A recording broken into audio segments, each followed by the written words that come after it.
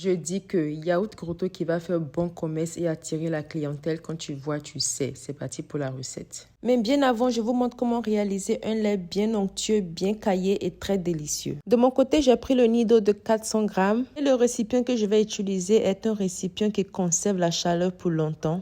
Elle est faite de porcelaine ou vous pouvez utiliser une glacière ou tout ce que vous avez en main. Mais l'idéal, c'est de prendre un récipient qui va bien tenir votre yaourt au chaud.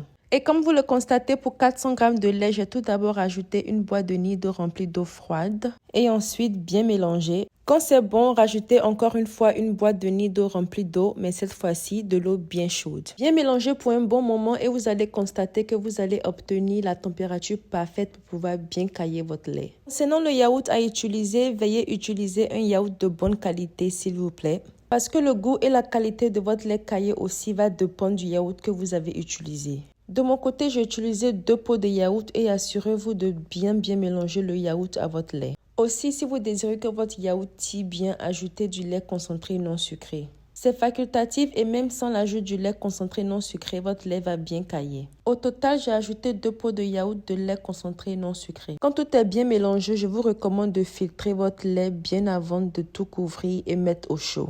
Ça va vous permettre de retirer toutes sortes de grumeaux dans votre lait caillé. De mon côté, je l'ai fait après la fermentation, mais l'idéal est de le faire avant. Quand tout est bien mélangé et bien filtré, on va d'abord couvrir avec du plastique. Ensuite, refermer avec la couverture de votre récipient. Et juste après, emballer le tout dans une serviette. J'ai laissé mon lait se reposer à côté de mon radiateur qui était bien chaud ce jour-là pour minimum 10 heures de temps. 10 heures de temps après, voilà ce que vous allez obtenir, un lait bien caillé et bien onctueux. On adore. On va bien mélanger et comme vous pouvez le constater, ça tire bien aussi. Je ne vais pas vous mentir, mais ce lait-là était tellement délicieux. Oh là là.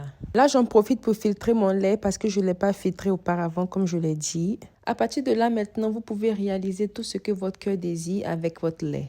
Mais bien avant, on va sucrer et ajouter un peu d'essence de vanille. Bien mélanger et maintenant pour réaliser nos grottos, je vais prendre un peu de mon lait caillé. Et dans mon lait, ajouter quelques gouttes de colorant, la couleur de votre choix. Bien mélanger. Et à partir de là, maintenant, vous allez remplir vos moules et panacher avec différentes couleurs. Et aussi, je vous laisse le numéro où se procurer les moules, colorants et beaucoup d'autres articles. Quand c'est bon, fermez vos moules, ajoutez vos bâtonnets et laissez congeler pour au moins 8 heures de temps. J'ai aussi réalisé le déguet avec mon lait. 8 heures de temps après, voilà ce que vous allez obtenir, des yaourts grotto choco. On adore. Vous-même regardez, c'est pas beau ça. Imaginez, vous faites ce petit commerce dans une école quelque part là-bas avec des yaourts grotto bien jolis, bien présentables.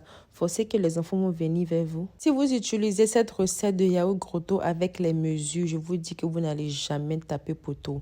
Mon yaourt grotto était moelleux, ça fond dans ta bouche, délicieux, crémeux. Oh là là, on adore des...